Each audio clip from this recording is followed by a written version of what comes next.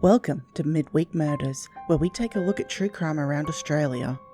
In today's episode, we look at a case that was so horrific the presiding judge placed an NDA over the entire court, preventing anyone from mentioning the details. A case that had the public wanting to reintroduce the death penalty. Today, we talk about the Greenough family massacre.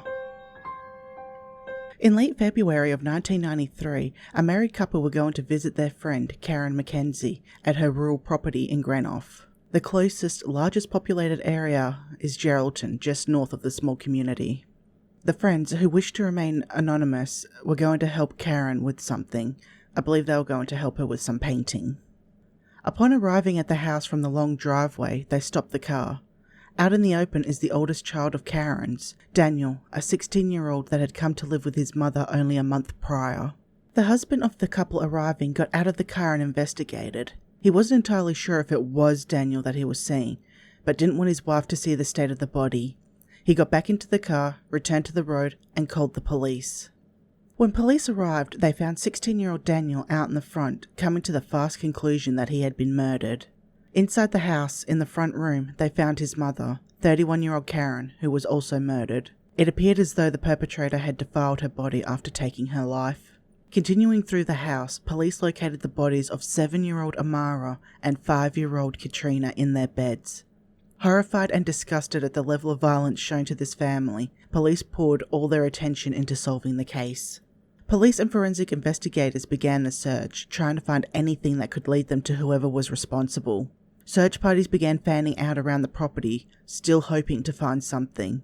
The search party lasted for 7 days. It would be another 5 weeks before the police narrowed the suspects down and focused entirely on William Patrick Mitchell.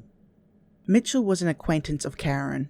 It was said that 2 days before the murders, she and Mitchell were seen arguing at a party where Karen had refused his sexual advances. According to Mitchell, the day before the murders, he spent the time mixing cannabis with alcohol and amphetamines. When it came to the court hearing, Mitchell pled guilty to 4 counts of willful murder and 4 counts of sexual assault.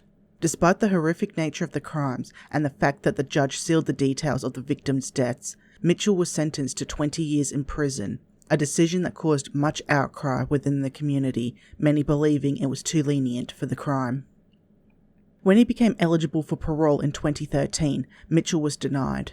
Karen's sister appeared at every parole hearing, every 3 years, to make sure that Mitchell stayed behind bars. In 2016, Karen's sister was at the parole hearing, reminding the panel that the wounds were still fresh to those that knew and loved the family.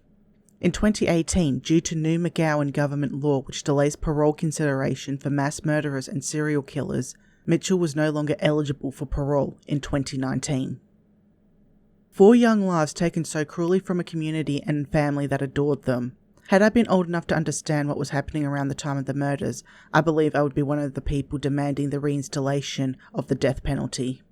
To almost wipe out an entire generation because you were refused sex is disgusting. I hope that Mitchell remains in prison until he dies. Thanks for tuning in to this week's episode of Midweek Murders. Links will be in the description box below if you wish to look more into the case. Until next week, stay safe.